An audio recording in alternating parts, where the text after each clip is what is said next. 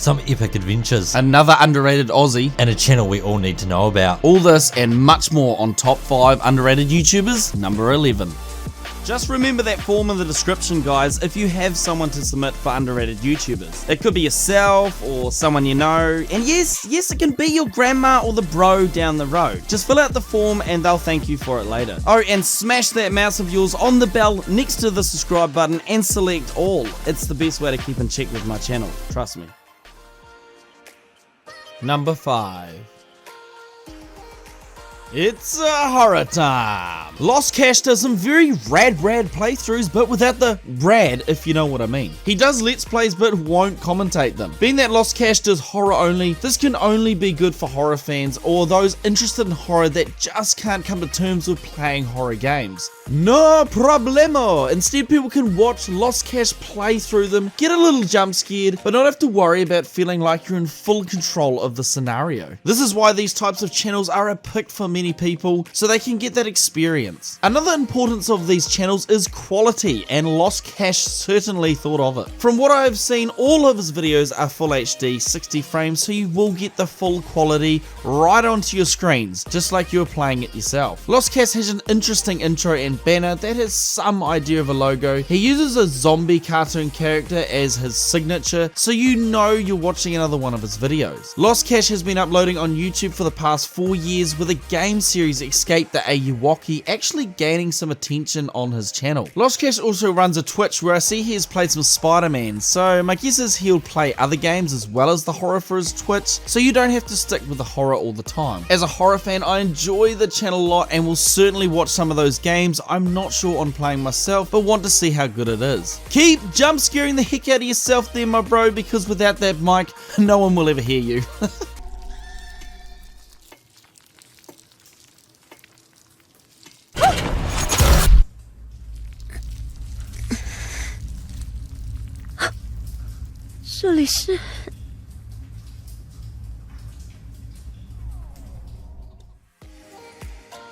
Number 4.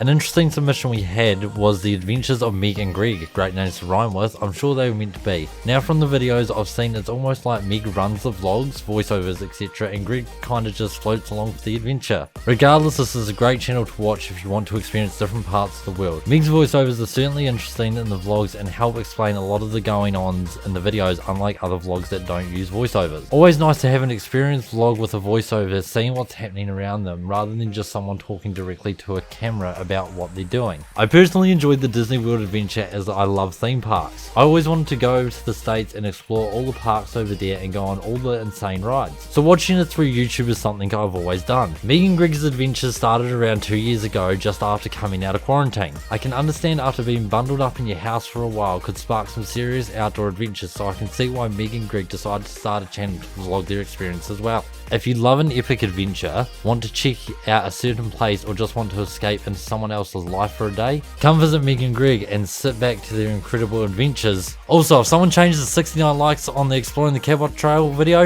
I'm gonna be on ya.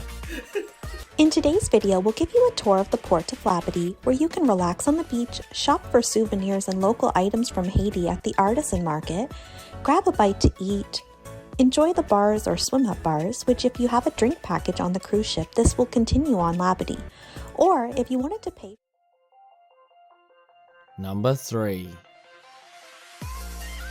Alright everybody, at number 3, I literally present my childhood. You heard me. The gaming consoles I used to play non-stop. The Game Boy. Gameboy 101 is a channel that clearly lives by the name. Everything Game Boy is right there on the channel. With only 100 subs, this guy honestly needs more for bringing back an age-old era of gaming that's not spoken about enough. You have to remember famous games like Pokemon came from the Game Boy, so it's certainly a piece of history. You could be interested in the history of Game Boy and the games surrounding them, or you could be like me. Game Boys were like the biggest part of your childhood, and revisiting some of these amazing games and consoles is something that really means something to you. Either way, Gameboy 101 is a great channel to have in your sub box if you're a gamer at heart. I want to mention, I like how Mr. Gameboy 101 goes into absolute detail and describes these games from his point of view while playing them. As a viewer, you can leave your own opinion on some of those games you thought were terrible or you thought were amazing. I've personally subbed to Gameboy 101 purely for the nostalgia of the channel, but to also check back on some games I might have missed and need to revisit with my own Game Boy. Yes, I still own it. I actually do look after some of my things, you know.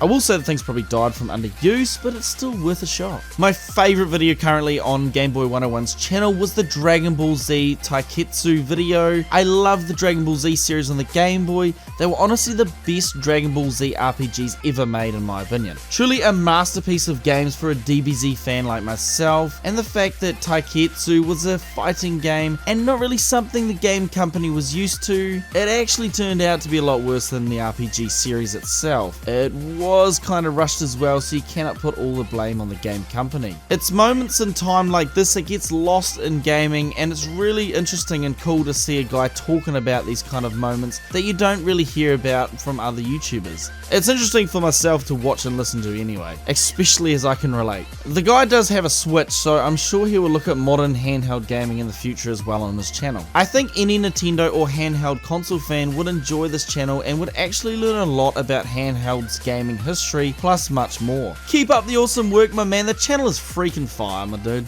My first console I had was the original Game Boy, and then I went to the Advance, the DS, then the 3DS, and now I have the Switch. Oh, and I have a Wii U, which I've recently been playing a lot and seeing all it has to offer. Nintendo makes amazing games, but it's not all sunshine and rainbows. Number 2. Alright, it's time for an Aussie bloke by the name of Brody to take the stand at the number 2 spot. Brody's Gaming Humber is a great place for gamers of all types to come and check out his variety of games he does Let's Plays on. You'll find everything from Elden Ring to Sleeping Dogs on here. I'm personally getting a little invested in Brody's Crash Bandicoot series, as it's a game I put down after getting so frustrated over the bridge level. I never really picked it back up again. It seems Brody is far better at Crash Bandicoot than I ever was, but it's also making me want to go back and bloody well finish Insane Trilogy once and for all. For a small YouTuber, Brody has laid out his channel really well, starting with something most small YouTubers don't even do, even myself and Amiga. Have a damn channel trailer. It's important to pull in newcomers, but it's just as important to turn them into subscribers. Channel trailers help with this massively. Brody has a brief video talking about himself as a gamer and what you'll expect on the channel. First impression is everything, and a new person on the channel seeing this has many reasons to think whether or not they want to sub to Brody or not. So many levi points for that one. Another massive thing Brody does is have a schedule. It's not the easiest thing to do as a YouTuber, but if you can pull it off, it can really help viewers know when there's going to be another video being released on the channel and don't so much have to rely on the notifications working unlike other channels. I'd say this has to be one of the best laid out small channels I've seen in a while. Brody's Gaming Hub doesn't just bring Let's Plays, it also brings you personality! Brody uses a clear face cam which isn't too impacting on the gameplay but allows you to see the best reactions when needed, so you can get the full experience of Brody. Oh. What, did that sound seductive? Yeah.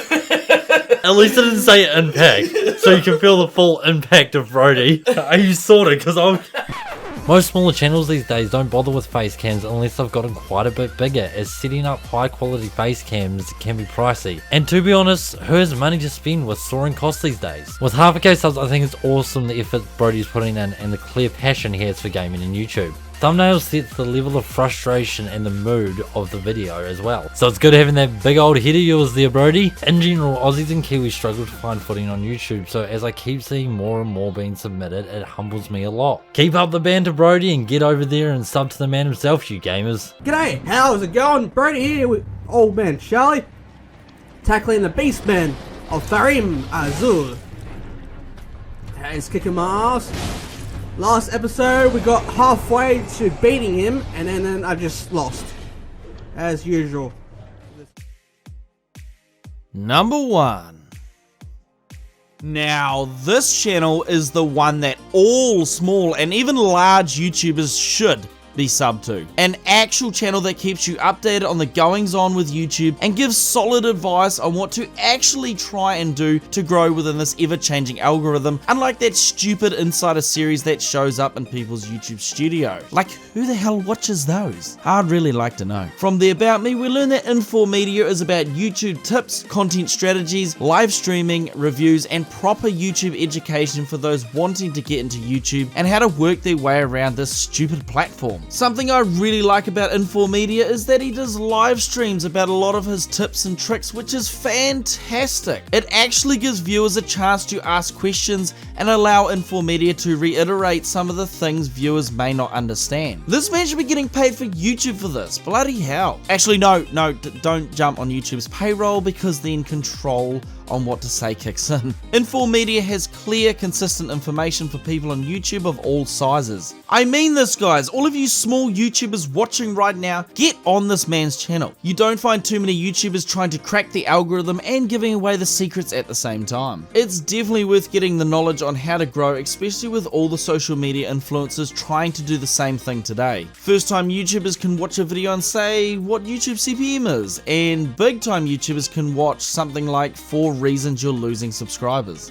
And the thumbnails make it. The dude has got the meanest look in the thumbnails, which gives you the real I need to do this now feeling. It's great. Info Media also runs podcasts on Spreaker, which for all those who haven't got time to sit down and watch a video but could listen to it on the go, is a fantastic way to build more of an audience. Info Media has only been rolling for 5 months and has already garnished around 1k subs, so this proves the need for channels like this in general, as YouTube are garbage at filling in creators with anything going on around in the YouTube HQ. Seeing a channel like this is one that's needed by any parent, teacher, kid, or your bloody hedgehog wanting to learn more about the ins and outs of YouTube. Certainly a channel for my #1 spot and a channel for every sub box. Keep up the information flow, my man. It's not going unnoticed. What's up, everybody? This is Info Media Live, back at you with another video. I know that some of you are used to me going live on Saturdays, but I find that Mondays is also a great time for me to go live around this time because the analytics say so. What we're going to do today when it comes to growing your YouTube channel and growing it stronger and doing what you need to do to get the channel to where you need to go is that there are a lot of changes on YouTube that's happening right now that I want to let you all know about. There's been a lot of information that's been put out there in terms of YouTube Shorts and how YouTube Shorts can... Seems we're going with the monthly schedule with underrated YouTubers at the mo. I've seen no complaints so far, so I'll keep it at that while we focus on other content as well on the channel. Definitely one of my favourite series on the channel, the fact that it supports so many of you smaller YouTubers out there, and the fact that I've been running it so long makes it even better. Also, we need those submissions pumped through, guys. Keep submitting all the tubers you know. Turn your cat into a YouTuber or something if you don't know anyone. I'm sure we'll get that little furball on here.